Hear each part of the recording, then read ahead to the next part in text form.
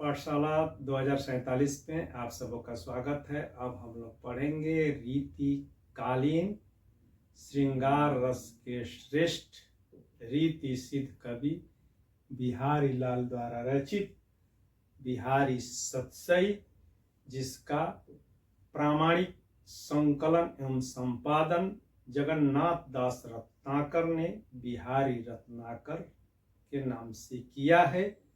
तो बिहारी रत्नाकर का 317वां दोहा है।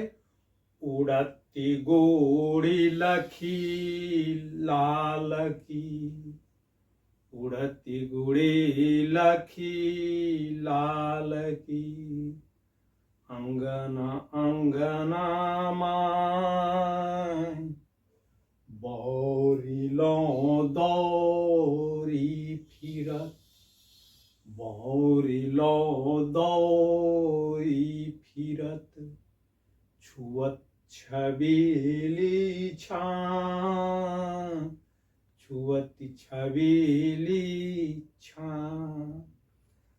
प्रसंग, तो इसका प्रसंग है, एक नायिका है, नौढ़ा नायिका है, मुग्धा है। उसका प्रियतम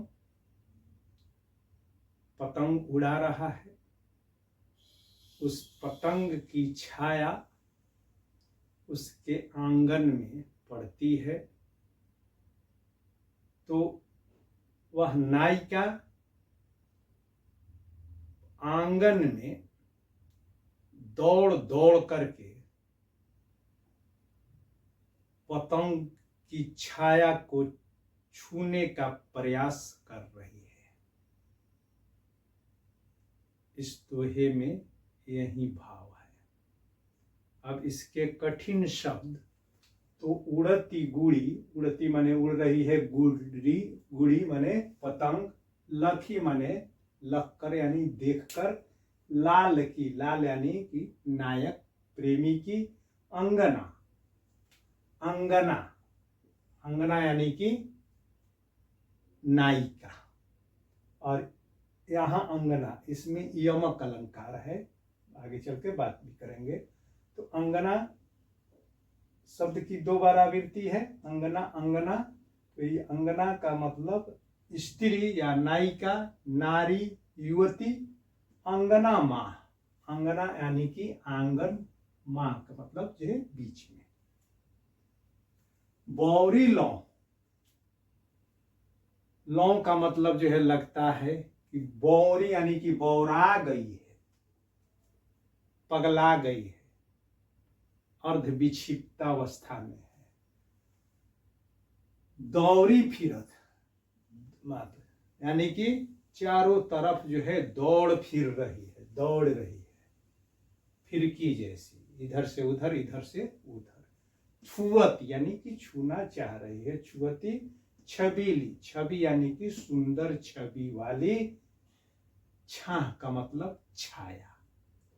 तो अब इसका सरलार्थ होगा कि सुंदर छवि वाली, छबीली नायिका अंगना अपने आंगन के बीच में या आंगन में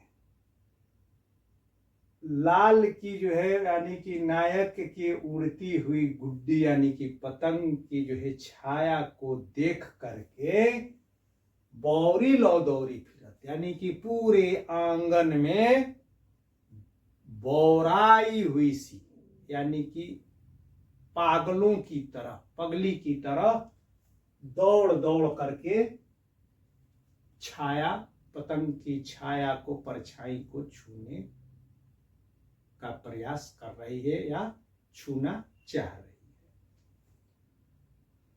अब इसके जो है विशेष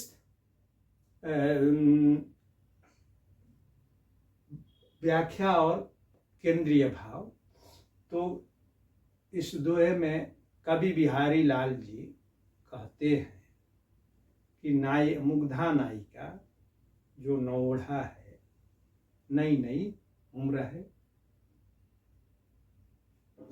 वह अपने प्रियतम के प्रति, उसके प्रत्येक वस्तु के प्रति उसमें जो है मोह है। अब चूंकि वह प्रियतम को तो जो है अभी छू नहीं पाएगी, मगर जो है उस प्रियतम के द्वारा उड़ाए जा रहे पतंग की छाया को छू करके वह अपने प्रियतम को छू पाने या उसके स्पर्श के भाव को अनुभूत करने के लिए वह अपने आंगन में नायक के द्वारा या प्रियतम के द्वारा उड़ाए जा रहे पतंग की जो छवि या जो परछाई उसके आंगन में पड़ रही है, उस परछाई को छूने के लिए वह पूरे आंगन में, चूंकि पतंग एक जगह आसमान में स्थिर तो है नहीं, उड़ने के दरमियान वह बाएं दाएं आगे पीछे हो रही है, तो उस परछाई को छूने के लिए नायिका भी पागल की तरह बौराई हुई सी छूने का प्रयास कर रही है। और वह तो प्रयास कर रही है उस पतंग को छू करके अपने प्रियतम से स्पर्श सुख की जो है प्राप्ति के लिए, मगर लोग जो है समझ रहे हैं कि वह पागल हो गई है। तो अब इसका जो है केंद्रीय भाव कि इसमें नायिका का जो है प्रेम भाव व्यंजित है कि जब किसी को किसी से जब प्रेम हो जाता है तो अपने प्रिय की हर वस्तु, हर अदा या उसकी हर निशानी प्रिय लगती है और वह उसको पाना चाहता है या चाहती है। तो अब चूंकि प्रियतम तो है नहीं, तो उसकी परछाई का स्पर्श कर उसके द्वारा उड़ाई गई पतंग की परछाई को ही जो है पकड़ करके या छू करके स्पर्श सुख का आनंद पाना चाहती है। अब इसमें विशेष तो ब्रज भाषा है और इसका जो है देख रहे हैं कि जो है नपे तुले बहुत चंद शब्द हैं, मगर इन नपे तुले गिने चुने शब्दों का जो है सटीक प्रयोग करके कवि ने इसके अंदर श्रृंगार रस से संबंधित भावों को अभिव्यक्त करने में पूरी सफलता प्राप्त की है। शब्द सरल हैं मगर अर्थ गांभीर्य से भरे हुए हैं। शब्दों का स्वाभाविक प्रयोग हुआ है और इस स्वाभाविक प्रयोग के दौरान ही स्वतः ही शब्दों का चयन इस प्रकार से किया गया है कि भाषा अलंकारिक हो गई है और इस अलंकारिकता के कारण, चूंकि शब्दानुप्रास और वर्णानुप्रास की आवृत्ति के कारण यह दोहा भी गेय बन गया है। और इसमें अलंकार तो देख रहे हैं पतंग गुड़ी, तो गुड़ी की छाया को ही जो है प्रेमी समझ लेने का जो है इसमें भाव जो है छुपा हुआ है। तो गुड़ी पतंग को प्रेमी मानना, नायक मानना, यह जो है उत्प्रेक्षा अलंकार है। और छाया को पकड़ने के लिए वह जो है पागलों की तरह जो है दौड़ रही है, तो यह इसके कारण इसमें पागलों की तरह दौड़ना अतिशयोक्ति मूलक वर्णन या विवरण है, इसलिए इसमें अतिशयोक्ति अलंकार है। और पतंग ही प्रेमी है, इसलिए उपमा है। और अंगना अंगना की तो बात हो ही गई कि शब्द एक ही है, पास आस पास जो है आवृत्ति भी हुई है, मगर दोनों के दो अर्थ निकल रहे हैं। एक अंगना का अर्थ स्त्री या नायिका जो युवती, और दूसरे का अर्थ आंगन प्रांगण, तो इसलिए यहाँ पर इसमें यमक अलंकार है। और छुअती छबीली छा, छ छ छ 3 बार पुनरावृत्ति होने के कारण वृत्त्या नु प्रास अलंकार है, वृत्त्या नु प्रास अलंकार।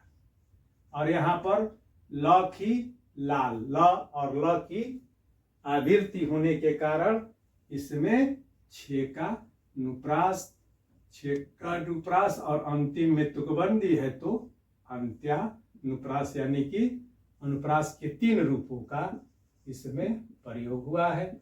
और शब्दानुप्रास में इसका अस्थाई भाव, तो अस्थाई भाव तो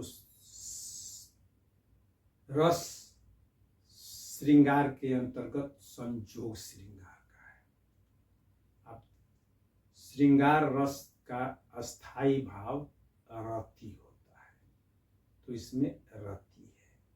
और जब रस श्रृंगार हो तो उसमें गुण माधुर्य होता है, रीति वैदर्भी और वृत्ति मधुरा होती है। और इसका संचारी भाव, तो संचारी भाव इसमें है, देख रहे हैं कि जो है प्रियतम के द्वारा उड़ाई जा रही पतंग की परछाई के प्रति उसके जो है लगाव के कारण उसमें मोह है, और वह बौरा गई है, और बौरा करके पागलों की तरह वह उसे उस परछाई को छूने का प्रयास कर रही है।